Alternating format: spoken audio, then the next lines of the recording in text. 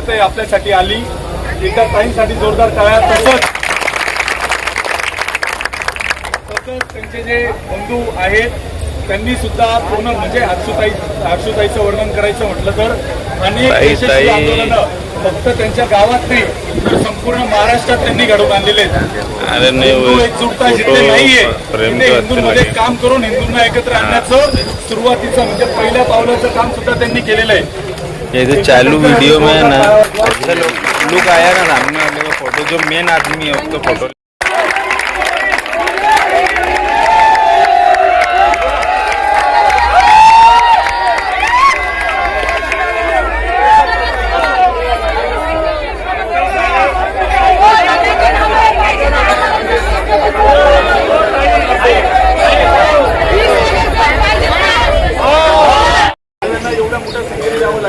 अजून आंदोलन स्थगित झालेलं नाही.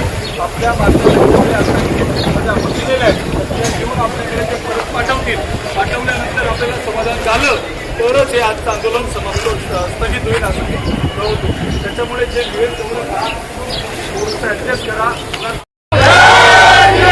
अरे हिंदू एकजुटीचा दोघा हातवरती.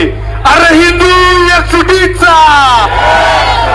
हिंदू एकजुटीचा, हिंदू एकजुटीचा. जय श्रीराम, जय जय श्रीराम, जय श्रीराम. ऐका एक मिनिट, ऐका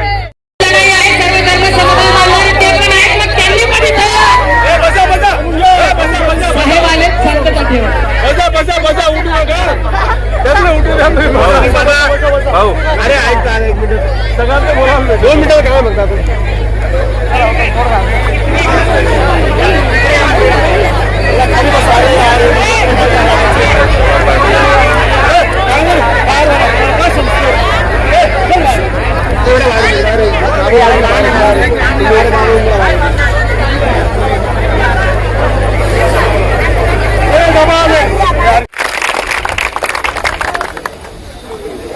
खरंच भारत मंडळ आणि भगतसिंग मंडळ आणि सोबत त्यांच्यासोबत जेवढेही सगळे मंडळ आहेत अनेकदा असं वाटतंय मिरवणुका करतात, गणपती करतात, पोटात धिंगाणा करतात, पण हीच ताकद आहे की हाच जोश असतो ज्यावेळेस आपले शेकडो तरुण रस्त्यावरती येतात. आणि सगळ्या पुऱ्या मार्गावाल्यांना माहिती आहे मी माईक वगैरे घेऊन बोलत नाही, भाषण करत नाही, पण मी काम करून दाखवतो. गेल्या दिवसापासून त्या मिटिंगा सभा श्यामभाऊ, राकेश भाऊ यांचे कंटिन्यू मला फोन चालू होते. पण योग असं झाला की दोघा मिटिंगांना मी बाहेरगावी असल्यामुळे मी प्रॉपर त्या काटे हनुमान मंदिराच्या मिटिंगलाही नव्हतो आणि जेवढे रोडच्या मिटिंगला पण नव्हतो. पण आजच्या मोर्चाला मी जवळ 2-2:30 वाजेपर्यंत होतो आणि आजची आमची आता महासभा आहे. नाही मी तुमचं सगळ्यांचं जे बघितलं 2:30-3 वाजेपर्यंत इथे होतो. तुम्हाला एक सांगतो जे आयुक्ताला इतकं सोपं वाटलं असेल, माझ्या माता भगिनींना 3 वाजेपर्यंत त्यांनी इथे बसवलेला हा तुमचा भाऊ तिथे जाऊन त्याला जाब विचारणार. हे राज्य देवेंद्र भाऊचं आहे, तुझ्या बापाचं नाही.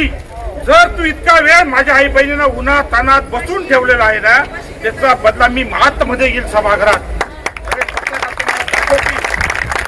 माझ्यासोबत दत्ताभाऊ आहे शिवसेनेचे दिग्गज नगरसेवक आणि भारतीय जनता पार्टीचा आमच्या प्रभाग 12 सभागृह चालून दिलं ना मी तर राजीनामा देऊन टाकेल. म्हणजे पक्ष सोडून आपल्या हिंदुत्ववादी कार्यामध्ये मी तुमच्यासारखं भाषण करत नाही, मी बोलू शकत नाही, थोडासा अनपड माणूस आहे. पण माझ्या माध्यमिकांनी आयुक्तांनी याला लाज वाटली पाहिजे होती. आतापर्यंत मी स्वतः बावनकुळे साहेबांची फोनवर बोललो, सगळे मेसेज टाकले. आपलं सगळं चालू असताना एक मंत्री या गोष्टीची दखल घेऊ शकतो, आयुक्तांनी का दखल नाही घेतली? एवढ्या लोकांना काय व्यतीत झाला एवढा वेळ? याला जबाबदार फक्त महापालिका आयुक्त आहे की कोणाला दोष देणार नाही. सभागृह कसं चालू द्यायचा नाही चालू द्यायचा तुमच्या सगळ्यांच्या सोबत मी ठरवतो. सगळेजण आशीर्वाद असू द्या. जोपर्यंत आमचा सभागृह चालतो पण इथं निर्णय नेतो पण उठू नका. मी सभागृहात मला काय करतो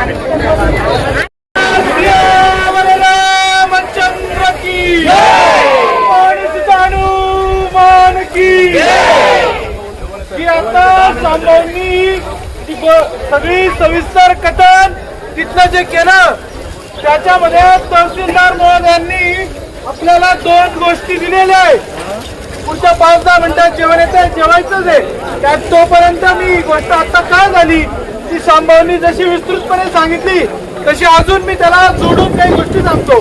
पहिला अर्ज आपण 2025 मध्ये जो केला होता, त्या 25 मध्ये आम्ही सगळ्यांनी जो अर्ज केला होता त्याच्यात म्हटलं होतं की तो शेतकरी नाही.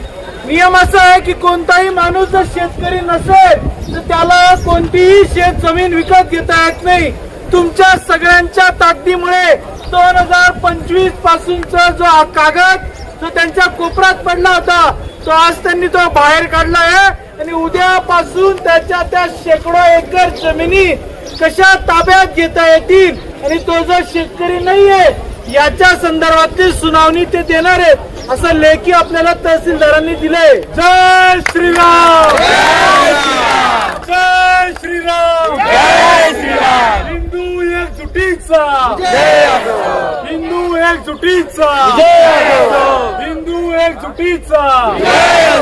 तुमच्या सगळ्यांची ही ताकद आहे की 2025 पासून जो दुसरा कागद त्यांच्या बस्तानामध्ये पडला होता, आपण म्हटलं होतं की 84 एकर जमिनीपेक्षा जास्त जमीन त्या नालायक जिहादाकडे आपल्या हिंदूंची आहे, ती सुद्धा सगळी तुम्ही जमा करा.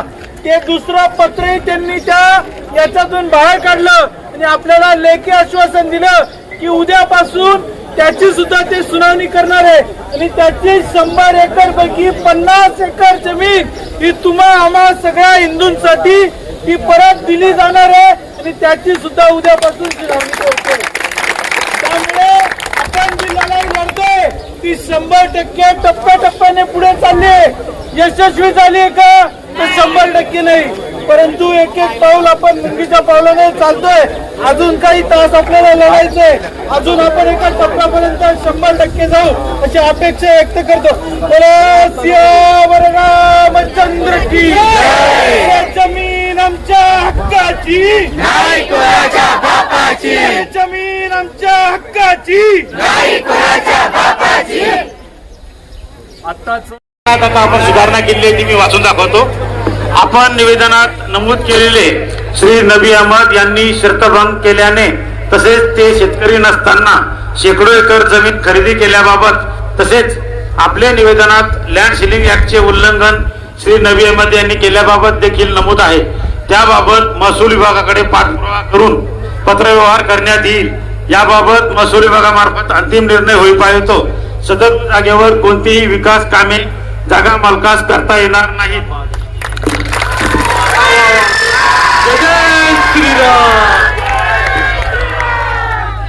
तसेच सदर आरक्षणे पुनर्स्थापित करण्यासाठी महाराष्ट्र शासनाकडे तसेच महसूल विभागाच्या अंतिम आदेशाच्या अधीन राहून पत्रव्यवहार करण्याबाबत माननीय महासभेपुढे विषय मांडण्यात येईल. आपले आजचे दिनांक 2/7/2026 रोजीचे निवेदनातील मागणीनुसार तात्पुरता अभियान स्थगित करण्याबाबतची नियोजित कारवाई प्रस्तावित करण्यात येईल. जय श्रीराम.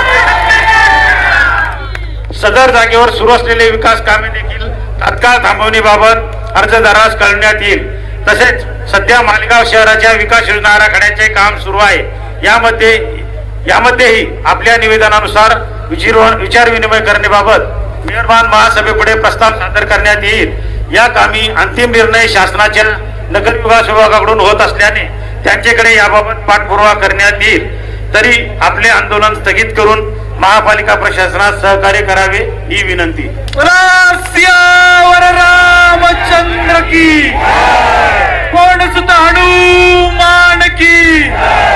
आपल्याला ज्या गोष्टी पाहिजे होत्या त्याची फक्त पहिल्या टप्प्यामध्ये आपल्याला थोड्या प्रमाणात यश आलेलं आहे. परंतु ही सगळी युद्धाची सुरुवात आहे. टप्प्याटप्प्याने आपल्याला अनेक महिने हे करून घ्यावं लागेल.